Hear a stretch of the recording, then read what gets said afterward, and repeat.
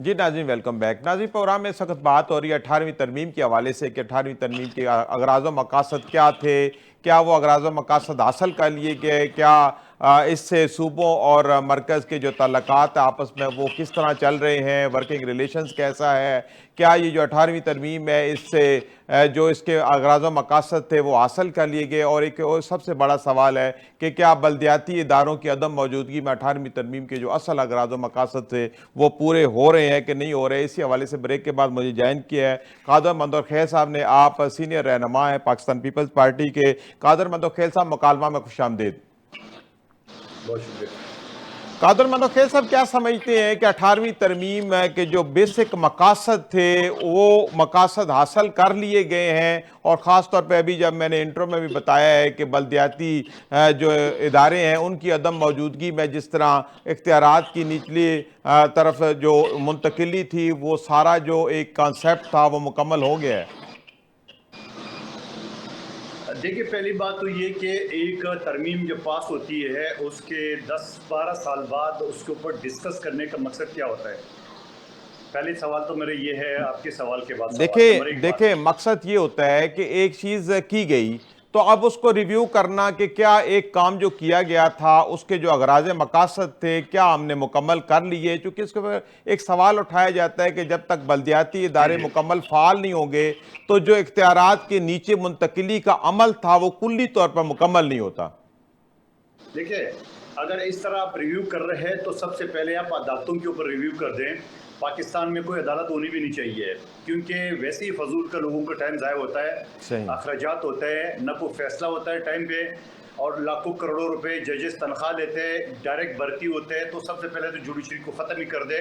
वो पुराने ज़माने में काजी कोर्ट ज़्यादा बेहतर थे कि वो सही। इलाकाई होते थे। सही। अब आपका सवाल जो है 18वीं तरमीम का, देखिए आपको मैं अगर सिंध का बताऊं, यहाँ बहुत सारी जो सिंधु देश के नाम से, या बलूचिस्तान में अलहदगी पसंद का, या खैबर पख्तूनख्वा में वहाँ पख्तूनिस्तान की नाम की जो तंजीमें थी, जी। वो सारी तंजीमें यही थी कि भाई हमें जो है ना वो सब कुछ पंजाब खा गया, हमें कुछ नहीं मिल रहा है, और सही। लिहाजा हमें पंजाब के साथ नहीं रहना है। यार मैं ठीक है। आपके साथ खुली खुली बात कर जी रहा हूँ। जी, जरूर जरूर। और ये मुतालबा जोर पर जोर जो नौजवान थे वो मुतालबा पकड़ता जा रहा था, और जोर चाहे सिंध में हो या बलूचिस्तान या उस वक्त के सरहद में था। लेकिन आप देखें अल्हम्दुलिल्लाह आसिफ अली जरदारी साहब के दौर में 18वीं तरमीम के जरिए सबसे पहले आसिफ अली जरदारी साहब ने अपने इख्तियारात जो 58(2)B के जरिए हर वक्त जो ना वो वज़ीर आज़म या हुकूमत के सर पे वार सदर करते थे, ठीक उसने है। अपने इख्तियारात पार्लियामेंट को दे दिया। ठीक है। उसके बाद मुतफ़क़ा तौर पे 1973 के आइन के बाद पहली मरतबा मुतफ़क़ा तौर पे तमाम सियासी पार्टियों ने जो 18वीं तरमीम के ज़रिए गालबन लगभग 105 तरामीम थे जहाँ तक मुझे याद है, वो इसके ज़रिए उन्होंने सूबों को इख्तियार दे दिए। अब सबसे जो बेहतर जो इख्तियार था वो NFC अवार्ड था जो सूबों के पैसे थे, नंबर एक बात। उसके बाद अगर आप बल्दियाती निज़ाम की तरफ आएंगे, यकीनन पहले ज़माने में एक वज़ीर बल्दियात होता था और वो सब कुछ माई बाप होता था, और वो अपनी मनपसंद ज़िलों पे या शहरों पे काम करता था, बाकी नहीं। आज आपका ये समझ लो कि वज़ीर बल्दियात एक समझ लो सिंबॉलिक ओहदा रह गया।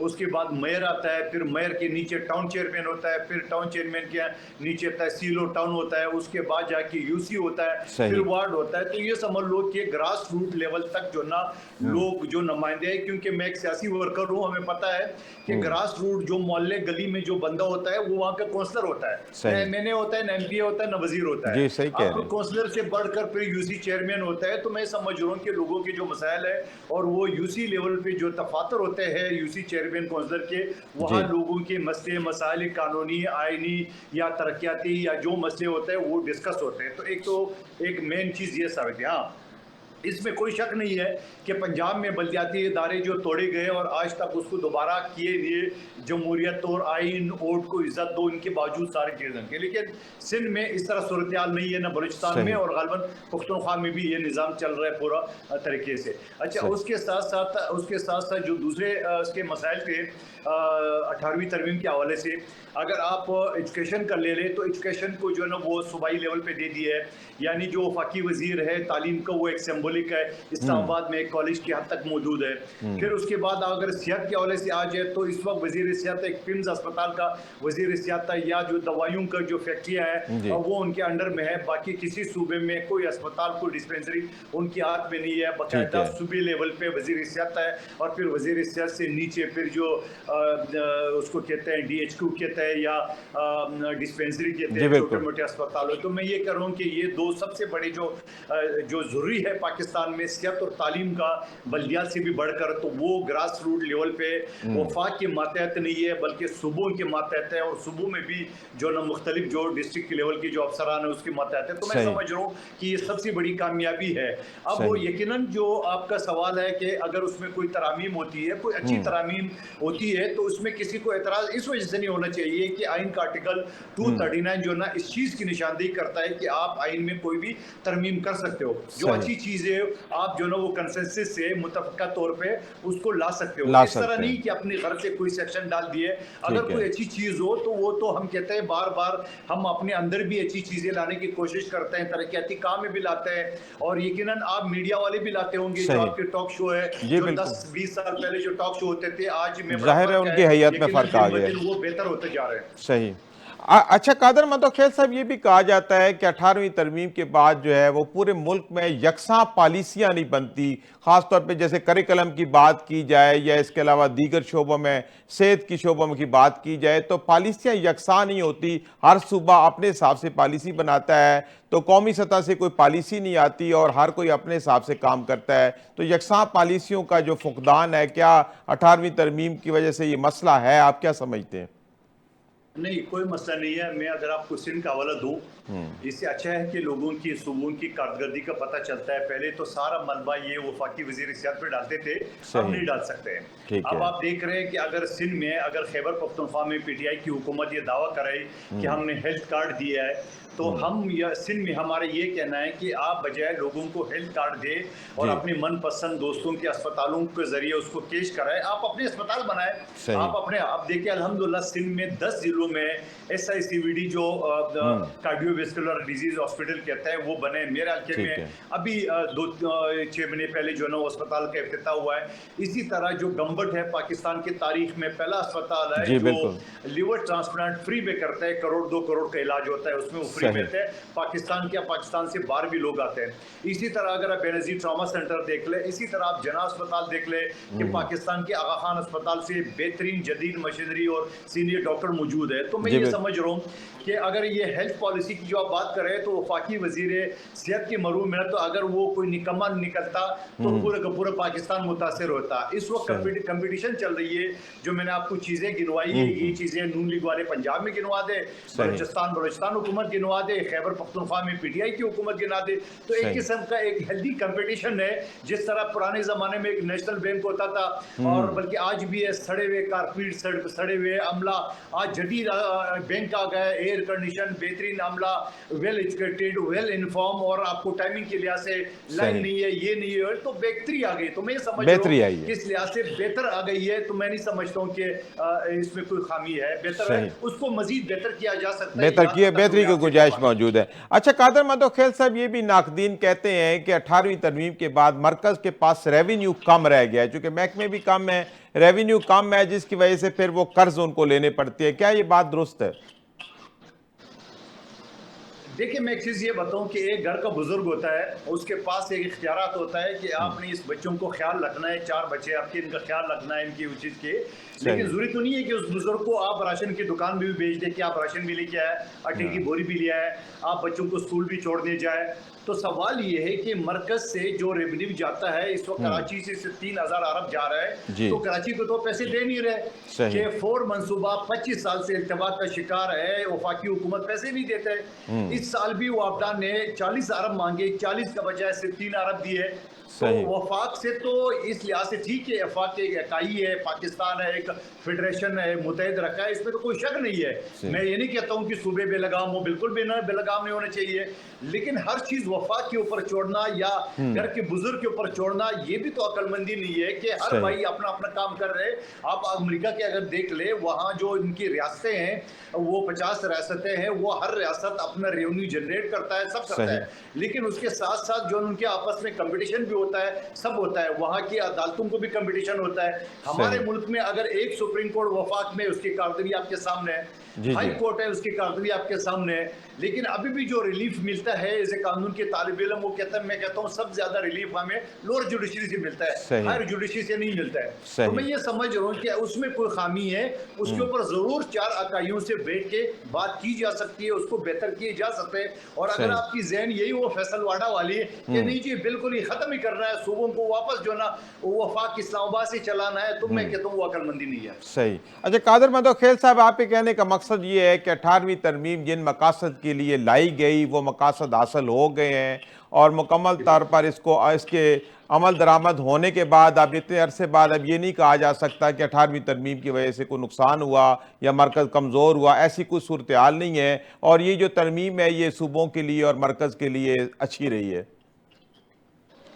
मैं दोबारा एक बात ऐड कर दूं आपकी गुफ्तगू में, बिल्कुल आपने दुरुस्त फरमाया। मैं कहता हूं कि अगर कोई ऐसी चीज हो जो 18वीं तरमीम में कोई कमी बेशी रहेगी तो उसको बैठ के उसको बेहतर किए जा सकते हैं, और आइन का ऑप्शन ऑलरेडी मौजूद है, उससे हमें इनकार नहीं है। मगर आप अगर ये कहो या जिस तरह रूमर्स है कि 27वीं तरमीम आएगा, 18वीं तरमीम उड़ा दिया जाएगा, तो वो काबिल कबूल नहीं, खासतौर पर पीपल्स पार्टी तो किसी तौर पे इसको कबूल नहीं करेगी। सही सही। अच्छा कादर मदोखेल साहब, ये बानी चेयरमैन पीटीआई की तरफ से महमूद खान अचकज़ई को अपोजिशन लीडर के लिए नामजद किया गया है, जिनका ताल्लुक ही नहीं है इनकी जमात से, तो आप क्या समझते हैं कि ये फैसला सियासी रवायात, जमहूरी रवायात के हिसाब से ठीक किया गया है? देखिए, इमरान खान साहब जो पत्ते खेल रहे हैं वो सारे पत्ते जो ना उसकी जो ना वो चित हो जाते हैं ऑटोमेटिकली। मैं वो बात को नहीं दोहरा रहा हूँ जो माजी में महमूद खान साहब के बारे में जो नकलें उतारता था। महमूद खान और मेरा इलाका एक ही डिस्ट्रिक्ट नजदीक है, पिशीर और ज़ोब का। वो इंतहाई शरीफ और इंतहाई जमहूरी सोच का मालिक है और बेहतर तरीके से वो लोगों को खिदमत भी कर रहे हैं। लेकिन इसी पीटीआई ने महमूद खान अचकज़ई को एक जो तंजीम बनाई थी, इत्तेहाद बनाया था टीटीपी के नाम से, आईने पाकिस्तान के नाम से जो बनाया था, वो तो नाकाम हो गया। सही, ठीक है, वो नाकाम हो गया। उसके बाद ये मौलाना फजल रहमान साहब की तरफ भागे, फिर वो भी नाकाम हो गया।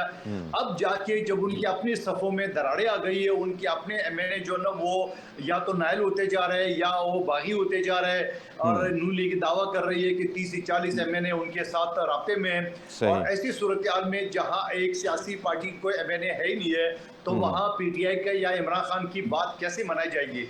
तो मिसाल में आपको दूं कि इस वक्त असेंबली में 126 एमएनए जो ना वो नून लीग के और 74 एमएनए पीपल्स पार्टी के, पीटीआई का तो कोई वजूद नहीं है। तो ऐसा तो नहीं होता है कि पीटीआई कहती है जितनी भी जो पीपल्स पार्टी और नून लीग के पास जितनी भी एमएनए है वो सारे हमारे हैं, वो तो नहीं हो सकता है। जारी बात है, वोट करना पड़ता है, वोट कर। तो मैं ये समझ रहा हूँ कि अगर मुस्लिम लीग नून के पास दूसरी बड़ी जमात है कौमी असेंबली में, वो पीपल्स पार्टी है, सेनेट में सबसे बड़ी जमात पीपल्स पार्टी है, तो वो कैसे कह सकता है कि सेनेट में अपोजिशन लीडर हमारा दे दे? भाई सेनेट में आपको कैसे दे दे? वो हमारी अक्सरियत है, चलो चेयरमैन हमारा है तो अपोजिशन लीडर नून का हो सकता है, या कौमी असेंबली में जो ना हमारा अपोजिशन लीडर हो सकता है। तो आपने कैसे सोच लिए कि एक वोट लेने वाले बंदे को जो इंतहाई मेरे लिए एहतराम के काबिल है, मोहतरम है, उसको आप कहते हैं अपोजिशन लीडर बना? मैं ये कहूँगा कि महमूद खान अजीज़ी साहब को मजीद जो ना उसको जो ना वो तनकीद का निशाने के लिए उन्होंने हुकूमती सफ़ों के लिए छोड़ दिए, उसके अलावा कोई मकसद नहीं इनका। अच्छा कादर मदोखेल साहब, इस तरह जैसे महमूद खान अचकज़ई को उन्होंने अपना अपोजिशन लीडर मुकर्रर करने की बात की है, तो इसका क्या मतलब है कि उनको अपनी जो उनकी पार्टी की क़यादत है उन पे एतमाद नहीं है, वो उनके कहे में नहीं है, वो उनकी बात नहीं मानते, एक पेज पे नहीं है, या पार्टी टूट फूट का शिकार है? आपको क्या लग रहा है? देखिए, मैं आपको रिसेंटली मिसाल दूं, अभी हाल ही में जो अपोजिशन की आल पार्टी कॉन्फ्रेंस हुई थी और उसकी सदारत या उसकी जो प्रेस कॉन्फ्रेंस थी वो किसने की है? एक गैर मुंतखब शख्स कोकर साहब ने, ठीक है ना? तो आप मुझे बताते, हमारे लिए मोहतरम है, मेरे पेटी भाई भी है, पीपल्स पार्टी से गए वो, लेकिन आप मुझे बताओ उसको ये सदारत देने का क्या मकसद था? मैं उस पर तनकीद नहीं कर रहा हूँ, मैं सिर्फ ये कह रहा हूँ कि पीटीआई के अंदर कोई ग्रुप एक दूसरे के साथ मुतफिक थे नहीं। यहाँ 7-8 ग्रुप है, चाहे बुशरा बीबी, हालिमा बीबी, आतिफ खान, असद कैसर, गंडापुर, और वो पिशावर वाला नया ग्रुप निकला है, और वो पंजाब के जो ग्रुप है वो अलग है। तो ये सारे ग्रुप जो ना वो एक दूसरे पे इतफाक कर नहीं सकते थे। इस वजह से उन्होंने कोकर साहब को जो ना वो उस प्रेस कॉन्फ्रेंस या प्रेस रिलीज पढ़ने का जो एजाज उसको बख्शा है। और इसी तरह इस वक्त इनके पास कोई सफ़ों में दराड़े हैं, इस वजह से वो समझ रहे हैं कि उनके बीच में कोई ऐसा बंदा नहीं है जिसको अपोजिशन लीडर मुंतखब किया जाए। लिहाजा उन्होंने एक दूसरी पार्टी के शख्स को जो एक सिंगल एमएनए है उनको उन्होंने ये एजाज बख्शा है। और मैं ये एजाज नहीं कहूँगा, एजाज तो उसकी नज़र में समझ रहा हूँ कि उन्होंने उनको तोपों के सामने उनको खड़ा कर रहा है और कुछ नहीं है। क्योंकि पीटीआई के अंदर जो ग्रुप है, पीटीआई के अंदर वो हिम्मत नहीं रही है। अब आपने देखा कि 14 अगस्त या 5 अगस्त को जो 6 महीने के बाद उन्होंने जो एक तहरीक का ऐलान किया था, और वो पीक टाइम था। आप मुझे बताओ पंजाब से कितने दर्जन लोग निकले? सही 12 करोड़ या 15 करोड़ बहुत कम लोग ना होने के बराबर। से कितने दर्जन निकले? बलूचिस्तान से कितने निकले?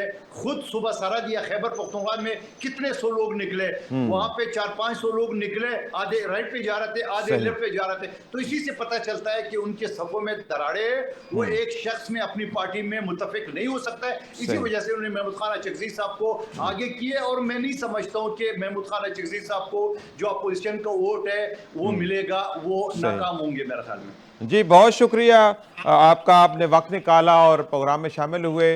नाज़रीन, इसी के साथ यहाँ पे वक्त तो एक ब्रेक का, हाजिर होते हैं छोटे से वक्फे के बाद।